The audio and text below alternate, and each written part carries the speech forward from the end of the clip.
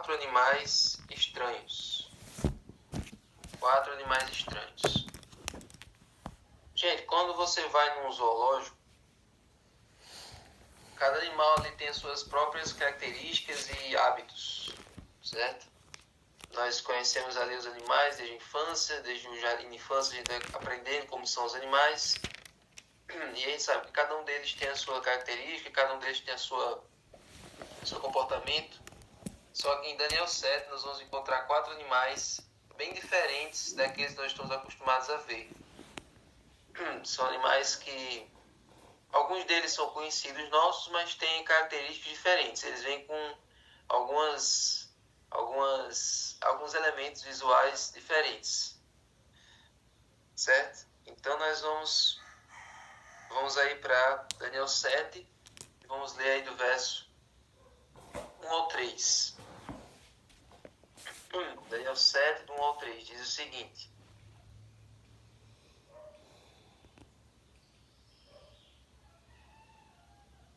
No primeiro ano do reinado de Belsazar, rei da Babilônia, Daniel teve um sonho, e visões passaram diante dos seus olhos, quando ele estava deitado em sua cama.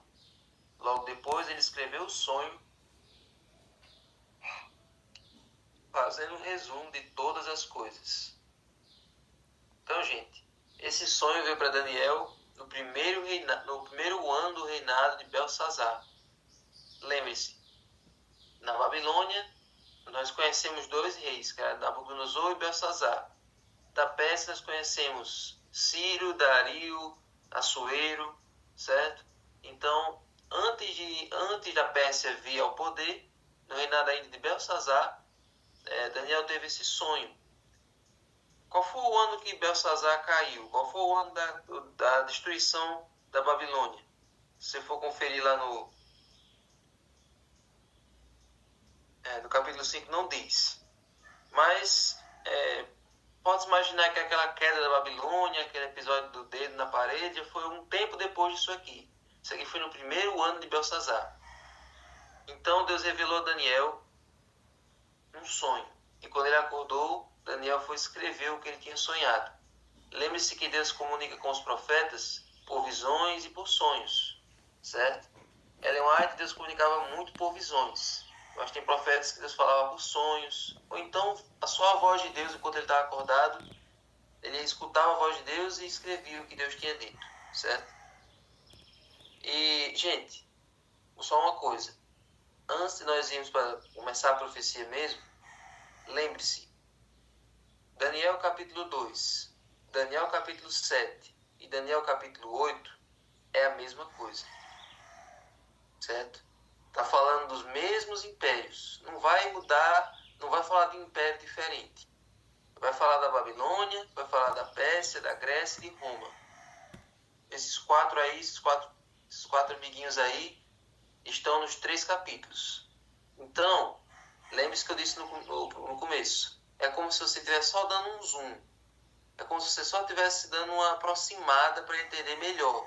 Cada capítulo vai dar mais detalhes sobre os mesmos 4 impérios. Daniel 2 ele fala de uma maneira resumida.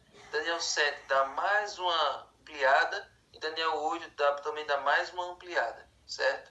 3 capítulos falando da mesma coisa, só que destrinchando cada um dos impérios, dando mais características, certo? Então vamos lá. Então, Deus revelou a Daniel esse seguinte sonho. Então vamos ler agora o verso 2 e 3. Daniel disse: Eu estava olhando durante a minha visão da noite, e eis que os 4 ventos do céu agitavam o grande mar. Calma aí. Vou olhar aqui o bate-papo. Gente, me respondam aí. Vamos pôr em prática o que a gente viu ontem. Nos símbolos das profecias, o que representa mar? Na sua opinião. Na sua opinião não, eu não quero saber a sua opinião. Eu quero saber o que a Bíblia diz. Em profecia, mar representa o quê? Nações, isso, muito bem. Um conglomerado de pessoas, de povos, de nações, exatamente. Agora, ventos. representava o que mesmo? Ventos, furacões, tufões, ventos, representam o quê? Pode colocar aí no bate-papo. Ventos em profecia representam... Eu não vou dizer não, porque eu quero que você responda. Porque eu quero ver alguma evolução. Quero ver... Ou pode falar, pode abrir o microfone, pode falar então. Guerra, Davi. Guerras. Exatamente. Então, se Daniel estava na visão, estava no sonho, e ele viu o grande mar, e esse mar estava sendo agitado por 4 ventos, exatamente, conflitos, guerras. Se ele viu um grande mar, e esse grande mar aqui é o mar Mediterrâneo, que era um mar que ficava bem no centro ali de tudo que acontecia no tempo da Bíblia.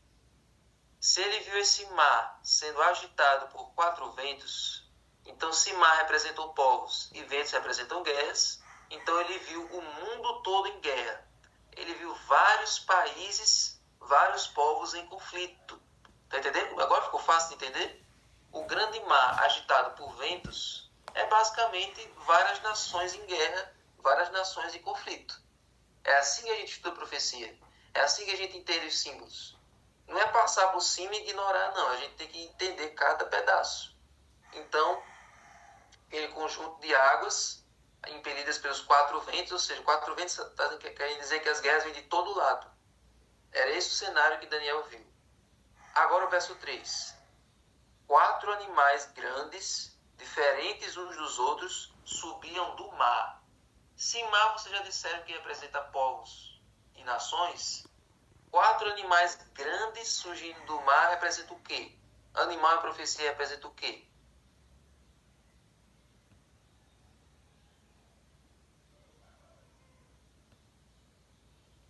Pode falar, abre o microfone que acho que... Animal significa rei ou reinos. Isso. Então, se o mundo estava em guerra, se o mar estava agitado por 4 ventos, então do mar agora surgem 4 animais grandes, né? Eles aparecem na praia, esses 4 animais grandes. Então são 4 reinos que surgem do meio dessas nações em conflito. Entendeu agora? Então, 4 animais grandes são 4 reinos grandes, poderosos, 4 impérios que surgem desse mar que está em conflito, dessas nações que estão em guerra, certo? Pronto, agora clareou. Daniel 7, 2 e 3, você já sabe o que quer dizer. Pronto, então agora nós vamos conhecer esses 4 animais. Lembre-se que eles não aparecem os 4 de uma vez só. Aparece um, depois o outro, depois o outro, depois o outro. Porque esses 4 impérios eles não surgiram ao mesmo tempo. Cada império surgiu e depois veio o outro. Do jeito que Deus disse a Daniel, a Nabucodonosor, no capítulo 2. Certo? Era uma estátua, mas cada metal seguia o outro. Ok? Então vamos para o primeiro animal. O primeiro animal, o que significavam esses 4 animais? Verso 17. Esses grandes animais, que são 4, são 4 reis que se levantaram da terra. Pronto. A Bíblia mesmo está dizendo que esses 4 animais são reis, são impérios, ok? Então vamos para o primeiro império. Primeiro império está aí no versículo 4. Como era esse primeiro animal? Verso 4. O primeiro era como um leão e tinha asas de águia. Enquanto eu olhava, as suas asas foram arrancadas. Ele foi levantado da terra e posto em pé para que andasse como um homem, e foi dada a ele uma mente humana. Então, o primeiro animal é um leão com 2 asas, certo? É um leão com 2 asas. Esse primeiro animal, ele representa a Babilônia.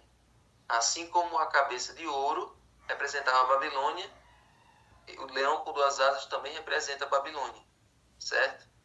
Então, essa é uma imagem visual para vocês terem na mente. Então, esse foi o primeiro animal que ele viu, saindo da água. Um leão com 2 asas. Essas asas representam o quê? Velocidade de conquistas. Então, gente, a Babilônia, ela conquistou o mundo todo do ano 605 até o ano 539 a.C. Se espalhou rapidamente pelo mundo, destruiu vários reinados, vários impérios, inclusive o povo de Israel. Por isso que o povo de Judá foi levado escravo para a Babilônia, porque por onde eles passavam, eles eram que não tratou, destruindo tudo e quebrando tudo que tinha pelo caminho, certo? Então, as asas representam isso. Velocidade, rapidez das conquistas. Agora, um outro detalhe. Por que Deus usou a imagem do leão com asas? Essa imagem não está aí por acaso. Se você for olhar a arquitetura, o que sobrou da Babilônia Antiga, nos dias de hoje, você vai encontrar várias estátuas, várias esculturas nesse formato aqui, ó. É um leão, um corpo de leão, com a cabeça de um homem babilônico, né, a cabeça de Nabucodonosor, a cabeça de um rei babilônico, e com asas. Então você sempre vai encontrar essa imagem em vários sítios arqueológicos da Babilônia. Leão com duas asas e com a cabeça de um homem. Então era uma figura bastante comum para os babilônicos, essa imagem. Então Deus não pegou uma figura aleatória, Deus pegou uma imagem bem precisa de um elemento que havia na arquitetura babilônica, certo? Agora, gente, vamos entender um detalhe que ficou aqui no texto, no verso 4. Diz que as asas foram arrancadas. As asas do leão foram arrancadas. Em que momento essas asas foram arrancadas? Quando Nabucodonosor ele perdeu a sanidade. Nabucodonosor vinha num auge, ele vinha numa velocidade, conquistando tudo, mas não reconhecendo e não dando crédito a Deus por tudo que ele conquistava.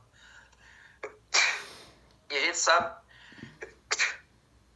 sabe, gente, que quando você ganha muita coisa, Deus lhe dá muita coisa, mas você não reconhece, você não dá o crédito a Deus, Deus vai e toma. Então, quando Nabucodonosor vinha conquistando tudo aquilo, Deus apelando o coração dele, ele não se convertendo, então ele passou 7 anos sendo bicho. Então é por isso que agora as asas foram arrancadas. Então, nesse período que as asas foram arrancadas, foi o período que Nabucodonosor virou animal, virou um bicho. Depois dos 7 anos, agora ele volta à consciência. E é aqui que o leão ele é posto em pé para que andasse como homem e foi-lhe dado uma mente humana. Foi esse o momento em que Nabucodonosor voltou a si e voltou a reinar novamente agora, louvando a Deus, adorando a Deus e sendo um rei completamente diferente do que ele tinha sido. Até então ele tinha agido de maneira irracional, irresponsável e rebelde, e agora ele ia reinar em obediência a Deus. Obedecer a Deus é ter inteligência, é ter a mente de homem. Então por isso que o leão é colocado em pé, certo? Então esse foi o primeiro animal. Agora esse animal fica de lado e agora vem um próximo animal, um próximo império. A Babilônia passa naquela noite lá de Belsazar e vem um segundo império chamado, está aí no verso 5, diz assim: a seguir apareceu o segundo animal, semelhante a um urso, o qual se levantou sobre um dos seus lados. Na boca, entre os dentes, trazia 3 costelas. E lhe diziam: levante-se e devore muita carne. Então, o segundo animal é um urso. E ele está com 3 costelas na boca.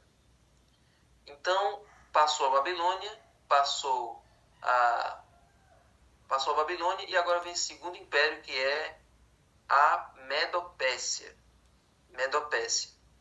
Então, esse foi o império que veio logo depois da Babilônia. Agora, vamos prestar atenção aqui em alguns detalhes. Veja que esse urso está dizendo aqui que ele se levantou sobre um dos seus lados. O que quer dizer isso? Ele se levantou assim de um lado, depois ele se levantou do outro e se equilibrou. Isso quer dizer o quê? Primeiro, gente, o reinado que primeiro surgiu nesse contexto aí de pós-Babilônia foi a Média. Depois a Média se aliou com a Pérsia e formaram um reino só. Então até nisso a Bíblia é precisa nos detalhes. O Urso se levantou de um lado, primeiro pelo lado da Média, depois se levantou pelo lado da Pérsia e depois se equilibrou, quer dizer que os dois agora se uniram. Então, por isso que a gente sempre fala, Império Medo-Persa. Era a junção dos Medos e dos Persas. Dois povos que formaram um império só. Tá certo? Então, por isso que ele se levantou desse jeito. Os Medos eles eram superiores aos persas no poder. Depois isso foi invertido. Depois os persas é que ficaram mais poderosos. Agora, o que quer dizer essas 3 costelas na boca? As 3 costelas na boca do urso representam as 3 maiores conquistas que o Império Medo-Persa fez. Que foi a conquista da Lídia, um reino chamado Lídia, no ano 547, da própria Babilônia, no ano 539, e do Egito, no ano 525. Gente, é muito engraçado ver o Egito sendo capaz desses reinos, né? Quem era o Egito, né? A gente começa a ver achando que o Egito é o império, é o reino mais bambambam da história, mas com o passar dos anos o Egito vai virando gato-sapato desses outros reinos. Ele não vale nada, o Egito, não tem moral nenhuma. Todo o império faz e acontece com o Egito, que o Egito perdeu toda a credibilidade que tinha. Então o Egito é derrotado pela Babilônia e agora é derrotado pela Medo-Pérsia. Então essas 3 costelas na boca do urso representam justamente essas 3 principais conquistas. Certo? Vocês lembram que o chifre representava poder, rei ou reino. E as costelas aqui também estão representando 3 reinos. Então é como se o osso, quando aparece o osso em profecia, representa essas coisas, poder, rei ou reino. Porque essas 3 costelas representam 3 reinados destruídos pela Medo-Pérsia. Certo? Então, a Medo-Pérsia é o período de Ciro, é o período de Dario e é o período de Assuero.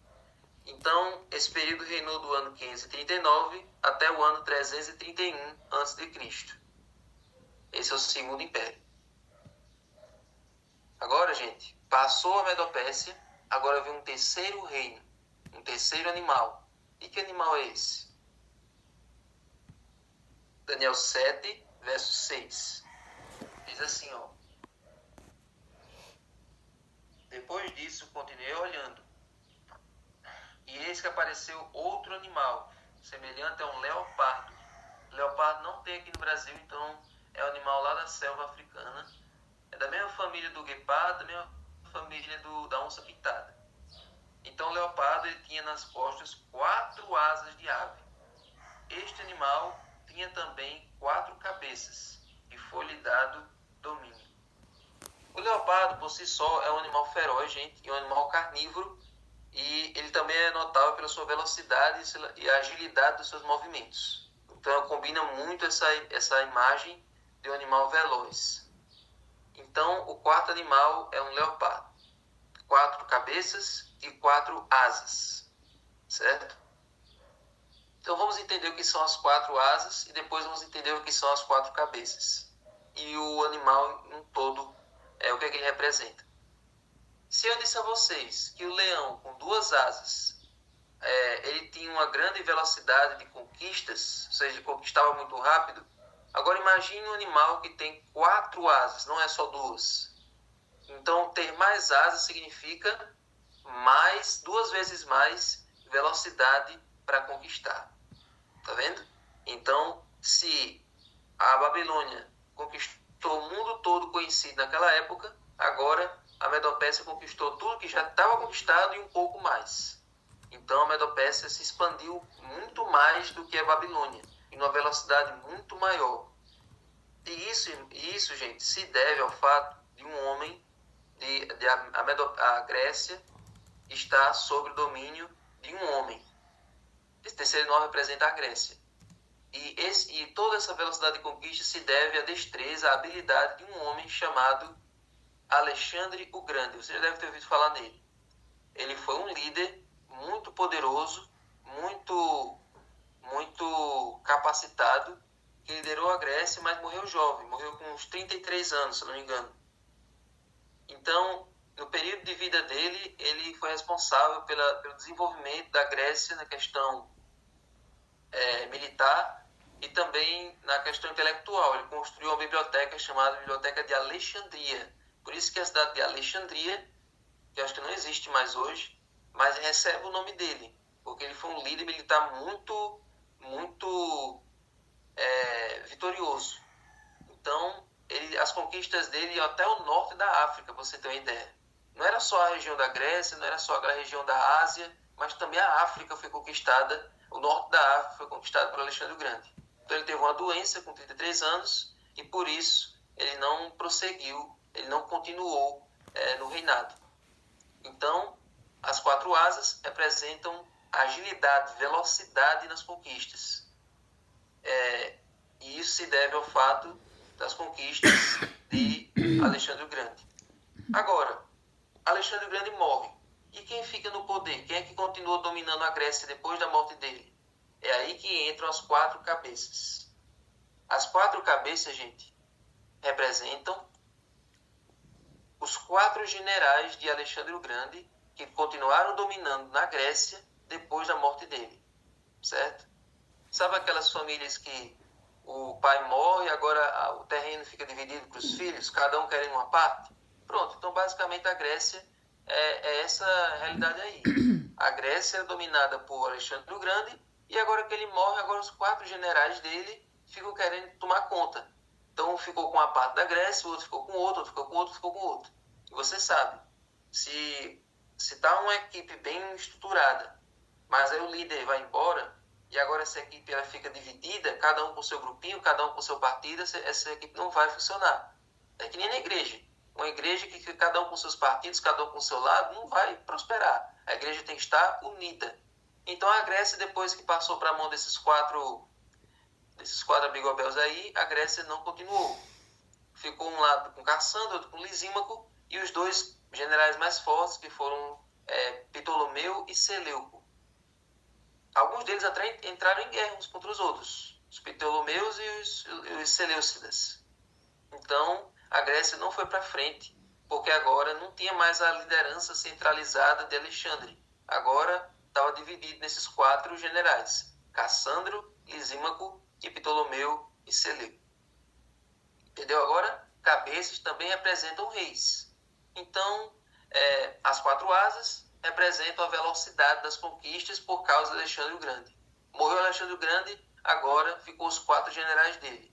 Eu vou mandar que você lembre o nome dos 4 generais? Não, mas eu vou pedir que você lembre que são 4 generais. Certo? Vocês têm que lembrar que a asa representa velocidade, tem que lembrar que o principal governante da Grécia o imperador da Grécia foi Alexandre o Grande. Pode colocar o nome de Alex na sua cabeça, vai ficar fácil de lembrar. Alex. E depois que Alex morreu, ficou os 4 generais dele. Não precisa decorar esses 4 nomes, mas lembre que são os 4 generais, certo? Os 4 generais de Alex. Aí, olha só, a Grécia dominou do ano 331 até o ano 168 a.C. Muitos anos, muito tempo de poder.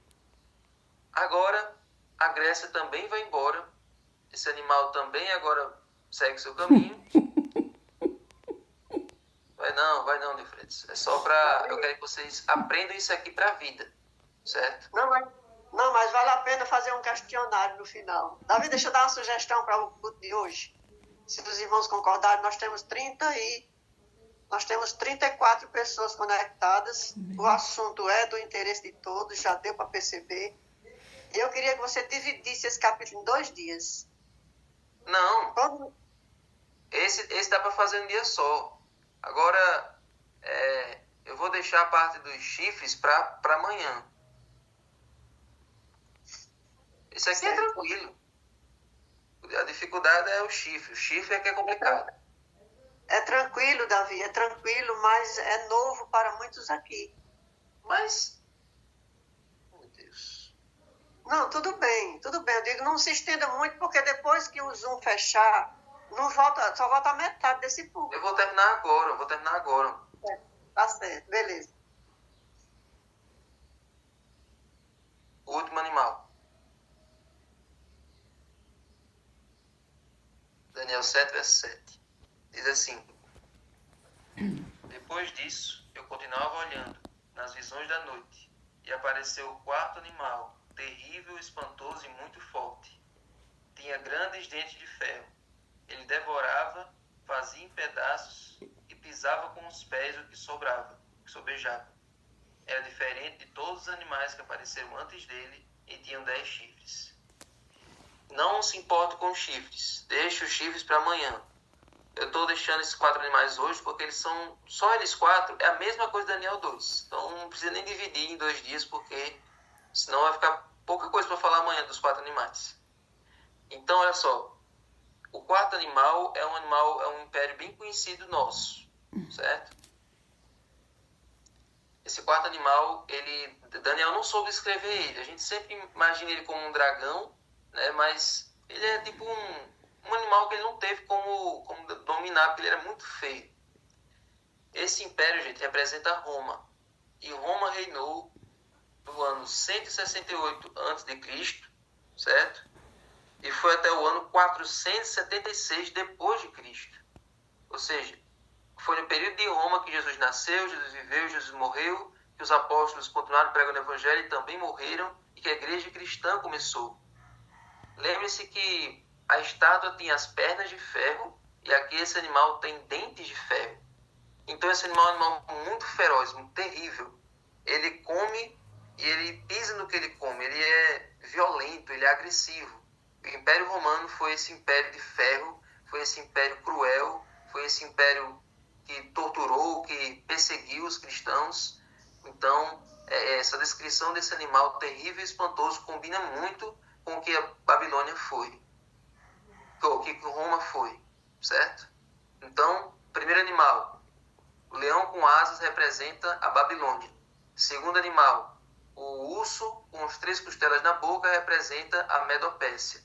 Terceiro animal, o leopardo com 4 cabeças e 4 asas representa a Grécia. E o quarto animal, terrível e espantoso, representa Roma, certo?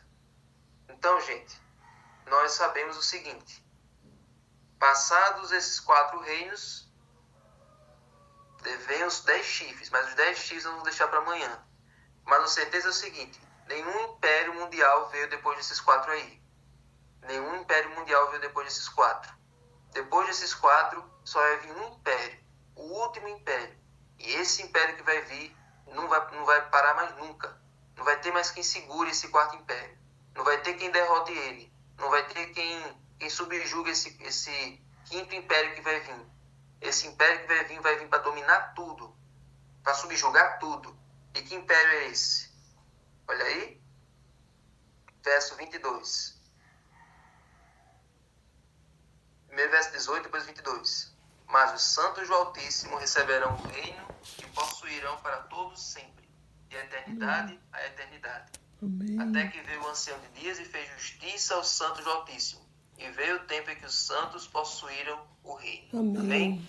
O reino de Deus, o quinto império que vai vir, vai encher toda a terra. Nós vamos fazer parte desse reino. Vamos reinar com Cristo por toda a eternidade.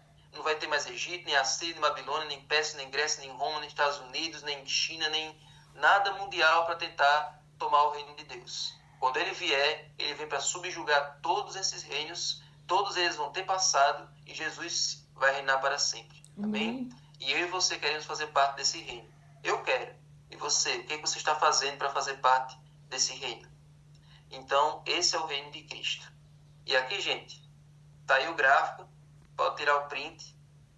Esses 4 animais estão na estátua. Esses 4 animais estão na estátua. Então, guarda essa imagem aí para você aprender, para você estudar. Que aí tem os animais e o metal da estátua e o tempo de duração de cada um. Amém? Então, vamos fazer uma oração. Senhor Deus, muito obrigado, Senhor, por esse assunto de hoje. Eu considerei que esse assunto dá para ser estudado em um dia, porque é o mesmo assunto de Daniel 2, então eu te peço, Senhor, que cada um aqui possa ter entendido, possa ter aplicado isso para a sua vida e entender, Senhor, que tudo que a tua palavra disse que ia acontecer, aconteceu. E que se a tua palavra disse que o teu reino está para chegar, que em breve ele virá, que a nossa esperança não desanime. Amém. Que a nossa certeza de que nós vamos pertencer a esse reino não acabe em nenhum momento. Sim. Nos ajuda, Senhor. Dá-nos força dá-nos esperança, dá-nos firmeza na tua presença, para um dia fazermos parte desse reino e podermos passar a eternidade contigo. É o que te pedimos em nome de Jesus. Amém.